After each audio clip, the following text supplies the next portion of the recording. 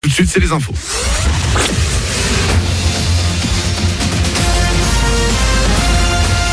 Toute l'actu sur Monaco Menton avec Frédéric Plat.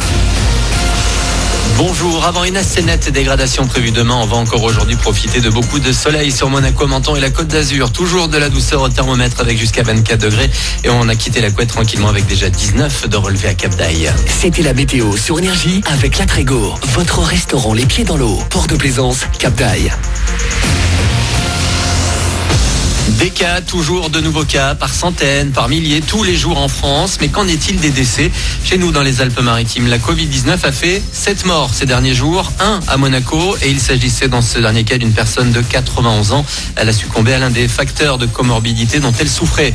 Concernant maintenant les mesures de fermeture pour les bars et salles de sport dans l'ensemble du département, on parle d'une non-mesure pour ce qui est de pouvoir boire un verre après 22 heures. Très rares sont en effet les établissements qui ne font pas un minimum de restauration. Ils peuvent donc rester ouvert jusqu'à plus de minuit.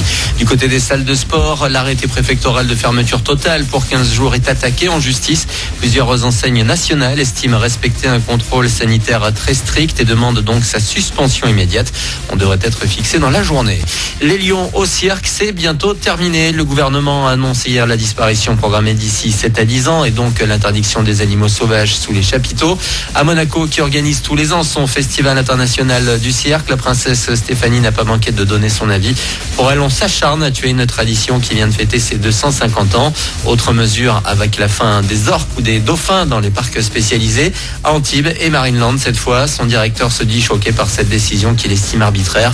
Il est aussi bon de rappeler que 2/3 des Français sont contre les animaux dans les cirques. Retour à la justice avec 2 passeurs de migrants condamnés à 1 an de prison, dont 6 mois ferme. En fin de semaine dernière, ils ont été interpellés à Menton avec 2 Tunisiens en situation irrégulière. L'un d'eux avait déboursé 1 000 €. La voiture des passeurs leur a été confisquée et ils sont interdits de séjour pour les 5 prochaines années dans les Alpes-Maritimes. Le bac 2021, les dates ont été dévoilées hier. Si tout va bien, la philo aura lieu le jeudi 17 juin pour tout le monde. Les oraux la semaine suivante.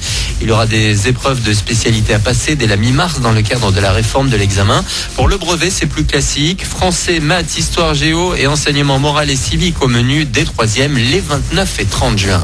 Le basket, maintenant basket européen de retour ce mercredi. À 20h, l'ASM sera sur le parquet d'Andorre. Première journée Eurocup.